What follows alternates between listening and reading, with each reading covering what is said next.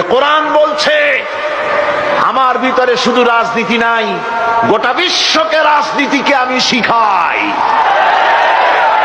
অর্থনীতি শিখাই, পৃথিবী চলবে কিভাবে তা আমি দেখাই। এই জন্য এই কোরআনের আসল মুফাসসির তো আমি নই, কোরআনের আসল মুফাসসির তো মাওলানা সিফাতুল্লাহ সাহেব নন, এর মুফাসসির তো মাওলানা আবুল কালাম আজাদ সাহেব নন, এর আসল মুফাসসির তো মাওলানা কামাল উদ্দিন জাফরি সাহেব নন। এর আসল মুফাসসির কে?